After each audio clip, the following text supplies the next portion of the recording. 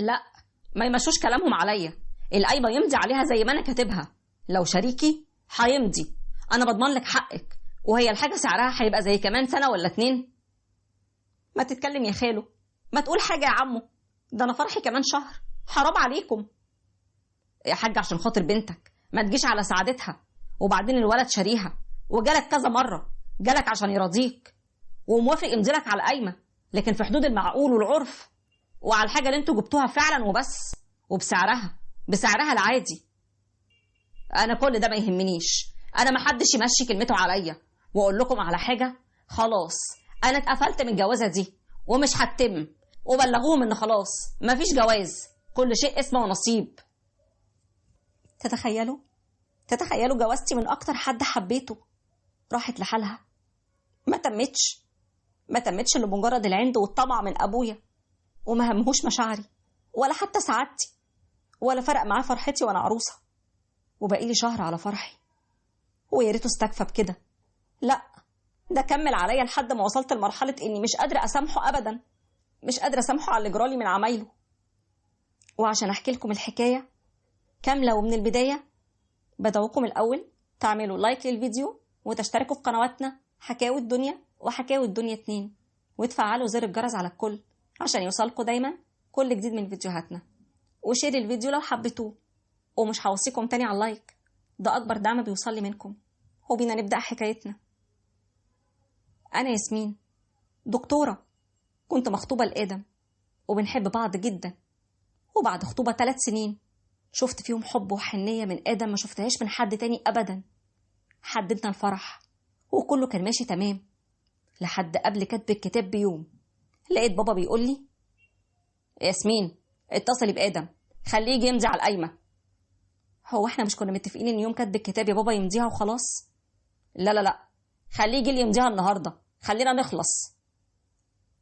ورحت فعلا كلمت آدم وقلت له: معلش يا آدم، حاول تفضي نفسك وتيجي النهارده عشان بابا عاوزك تمضي على القايمة من غير زحمة حواليكوا. انا مش عارف هعمل ايه يا ياسمين، انت عارفه اني مضغوط قوي الايام دي عشان اعرف اخد اجازه الجواز. عموما حاضر، هبلغ عمي هو كمان عشان يعمل حسابه ويجي معايا، ما انت عارفه هو اللي مربيني. طبعا يا حبيبي عارفه، معلش ربنا معاك. وجاب عمه وجم، لكن للاسف عمه وبابا شدوا مع بعض جدا، لانهم اتفاجئوا باللي مكتوب في القايمه، لان بابا كتب اللي جايبينه باسعار اغلى بكتير من سعرها الحالي، وكتب حاجات زياده عن حاجتي اللي انا جايباها. وده اللي حصل بينهم. احنا متفقين من الاول ان احنا هنمشي على العرف والاصول، وما عندناش مانع ان احنا نمضي على القايمه، لكن يبقى مكتوب فيها الحاجات الاصليه اللي اتجابت وبسعرها العادي. لكن كده اسمح لي، ده افتراء على الواد. احنا مش هنمضي على حاجه مش موجوده. لا، هو انتم فاكرين ايه؟ فاكرين عشان باقي شهر على الفرح هتمشوا كلامكم عليا؟ انا ما بيفرقش معايا الكلام ده. يعني ايه؟ تقصد ايه يا حاج بالكلام ده؟ يعني خلاص فضيناها سيره، ما عندناش بنات للجواز، نورتونا. ليه بس كده يا عمي؟ استهدى بالله، ده احنا فرحنا بعد شهر. انا وياسمين مالناش ذنب في ده كله، نحلها بهدوء وبالراحه. خلاص يا ادم، خلصت. انت ما سمعتهوش وهو بيطردنا ولا ايه؟ ساعتها دخلت عليهم ورديت وقلت: معلش يا عمي، اهدى بس، حقك عليا. بابا اكيد ما يقصدش حاجه، هو بس عصبي شويه. ياسمين ادخلي على اوضتك من غير ولا كلمه. وخلصت كل حاجه، حتى فرحتي خلصت من قبل ما تبدا. ورغم اني عملت كل حاجه عشان بابا يرجع عن قراره، لكن لا، ما كانش فيه فايده، ورفض ادم تماما. ورحت ووسطت عمي وخالي، لان كلهم شايفين انه شخص كويس وما فيهوش غلطه. وجم واتكلموا مع بابا، وفي وسط القعده: ليه يا بابا؟ ليه كده؟ حضرتك بتصعب الموضوع بالشكل ده، هم عندهم حق، القايمه كده مبالغ فيها قوي. لا، ما يمشوش كلامهم عليا، القايمه يمضي عليها زي ما انا كاتبها. لو شريكي هيمضي، انا بضمن لك حقك. وهي الحاجه دلوقتي سعرها هيبقى زي كمان سنه ولا 2 سنين. ما تتكلم يا خالو، ما تقول حاجه يا عمو. حد يقول له حاجه يا جماعه، ده انا فرحي كمان شهر، حرام عليك يا بابا. يا حاج عشان خاطر بنتك ما تجيش على سعادتها اكتر من كده. وبعدين الولد شاريها وجالك كذا مرة ورضاك وموافق يمضي على القايمة، لكن في حدود المعقول والعرف وعلى الحاجات اللي جبتوها فعلا، الحاجات اللي جبتوها حقيقي وبس. يا سيدي طالما الولد شاريها وبيحبها خلاص بقى نعمل زي باقي الناس ما بتعمل، ما تجيش عليه اكتر من كده، دول فرحهم كمان شهر، هنقول ايه للناس؟ انا كل ده ما يهمنيش، انا ما حدش يمشي كلمته عليا. واقول لكم على حاجه، خلاص انا اتقفلت منهم ومن الجوازه دي كلها، الجوازه دي مش هتتم، وبلغوهم ان خلاص مفيش جواز، كل شيء اسمه ونصيب. وللاسف سيبنا بعض انا وادم رغم حبنا الكبير لبعض، وكنت متاكده ان هعيش معاه مرتاحه قوي نفسيا، لانه كان حنين وصاحب وسند، لكن ما بقاش من نصيبي خلاص. ومرت الايام وفاتت السنين واتجوز ادم، اتجوز، وكنت بسمع هو قد ايه بيقدر مراته بيحترمها. وقتها انا كان احساسي ما يتوصفش، مش عارفه اوصف لكم احساس قلبي كان ايه. وعشان بابا يكمل عليا بقى جوزني من شخص ما يعرفش شيء عن الاحترام. من وقتها وانا مش قادره اسامح بابا نهائي، ولا قادره اغفر له احساسي، خصوصا بعد ما رحت له قلت له شفت اخره الجوازه اللي انت فرضتها عليا يا بابا. جوزتني الواحد بيعاملني معامله ما يعلم بها الا ربنا، ولا كاني خدامه عنده. ده واخدني دكتوره قد الدنيا، قعدني من شغلي، ما بيدينيش جنيه في جيبي غير معاملته اللي كلها قله ذوق وما فيهاش ادميه.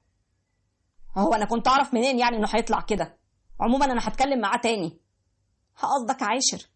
متشكره، ما تتعبش نفسك، انا خلاص سبت البيت ومش هرجع له ابدا. الحمد لله اني ما خلفتش منه، لاني هتطلق يا بابا. قلت له قراري وما استنيتش رده، وهو ما سألش تاني عملت ايه ووصلت لفين، لاني رفعت عليه قضية طلاق. كنت بروح للمحامين وادخل محاكم وانا لوحدي من غيره، لدرجة اني اتطلقت وعدتي خلصت، وهو بيفتكر اني لسه ما اتطلقتش. ما تستغربوش، بابا عايش عادي، بياكل وبيشرب ولا هم ولا فرق معاه اي حاجة، ما سألش عني ولا عن حالي. طيب ليه من الاول اتدخلت في اختياري، وكده كده انا اللي بتحمل مسؤوليته. وعشان تكمل بقى، تعالوا شوفوا قابلت مين صدفة. قابلت مين وانا جاية من عند المحامي عشان النفقة. ايه ده ياسمين؟ مش معقول، ايه المفاجأة الحلوة دي؟ ايه اخبارك؟ ادم الحمد لله، انت عامل ايه؟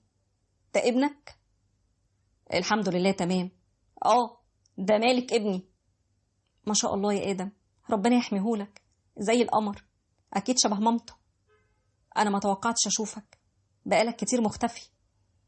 اصل انا بشتغل بره مصر دلوقتي ومستقر هناك، مستقر مع مالك ومامته، بننزل اجازات قصيره كده ونرجع تاني. ربنا يوفقك يا ادم، فرصه سعيده، بعد اذنك. مشيت بسرعه، مشيت قبل ما دموعي تنزل قدامه. ومن وقتها وانا نفسيتي بقت اسوأ من الاول، ما بقتش بنام خالص، ممكن كل 3 أيام انام ساعه. تخيلوا، حتى صحابي لاحظوا تأثير اللي انا فيه دوت عليا وعلى تركيزي، بيكلموني في حاجه وانا في دنيا تانية وحته تانية خالص، بتوه منهم. واتفقوا مع بعض وخرجوني عشان يحاولوا يتكلموا معايا. وبعدين يا ياسمين، يا دكتورة ياسمين، يا اللي الكل كان بيحلف بعقلك، انت كده يا بنتي بتيجي على نفسك قوي، بتظلميها معاكي. لازم تفوقي لروحك، كفاية لحد كده يا ياسمين. وافوق ليه؟ افوق عشان مين؟ عشان احس بفرحتي وسعادتي اللي راحت؟ انا خلاص حياتي انتهت. عايزين ايه من واحدة فرحتها ضاعت بسبب ابوها وعمايله فيها، وجوزها الواحد ما يتعش معاه يومين، واتطلقت وهي عندها 29 سنة من غير حتى ولاد. افوق ليه ولمين؟ هو مين يهمه امري ولا حتى بيسأل عني؟ تفوقي لنفسك، تفوقي لحياتك، اللي حصل لك ده مش اخر الدنيا. الحمد لله انك ما خلفتيش منه، يعني بطولك تقدري تقفي على رجلك اسرع. وبعدين انت لسه صغيرة ومعاكي شهادة تخليكي في حتة تانية خالص، استغلي ده يا ياسمين. انتوا مش فاهمين، انا دكتورة بس مريضة نفسيا. انا لحد دلوقتي مش قادرة اسامح ابويا ابدا على اللي عمله فيا. هو سبب اللي أنا فيه ده. يا حبيبتي، قدر الله وما شاء فعل، كل شيء اسمه ونصيب. لو كان ليكي نصيب في آدم ما كانتش حاجة في الدنيا كلها هتبعدكم عن بعض، مش باباكي. ده لو الدنيا كلها كانت هتفرقكم وربنا أراد كان جمعكم. وبعدين يا ياسمين، عسى أن تكرهوا شيئا وهو خير لكم، وعسى أن تحبوا شيئا وهو شر لكم. ربنا بس اللي يعلم الخير فين.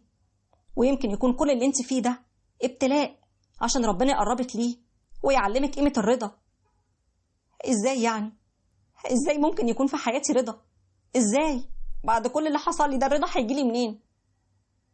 الرضا ده عبادة، لازم نرضى بكل اللي ربنا كاتبه لنا، سواء خير أو شر، كتير ولا قليل.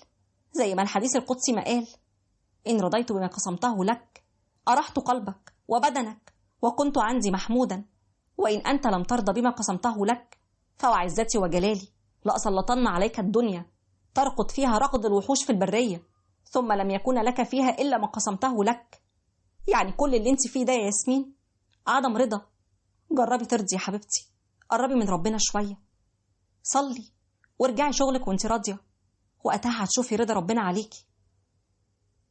والحقيقة إن كلامهم فعلا فرق معايا كتير، ريحني وريح لي قلبي، ورجعت تاني لصلاتي وقربت أكتر من ربنا. ومع كل ركعة كنت برتاح، كنت بحس بالرضا، وبدأت أنزل شغلي. وواحدة واحدة بدأت أفهم وأحس بقيمة الرضا في حياتنا، وبدأت أقتنع إن اختيار ربنا لينا مفيش أحسن منه حتى لو كان ضد اختياراتنا. وبقيت أصدق قوي جملة لو الكل طبقها في حياته هيرتاح جدا، وهي: لو علمتم الغيب لاخترتم الواقع. وأحب أطمنكم عليا، أنا الحمد لله ربنا جبر بخاطري ونجحت في شغلي جدا، وربنا بعتلي اللي عوضني بحبه وحنانه عن كل اللي مريت بيه. عوضني بهيثم زميلي، دكتور معايا هنا في نفس المستشفى، واتجوزنا وحياتنا الحمد لله مستقرة جدا. ده فعلا الصبر آخره جبر، ومفيش أحلى من جبر ربنا لقلبك. بس انت ارضى وقول يا رب.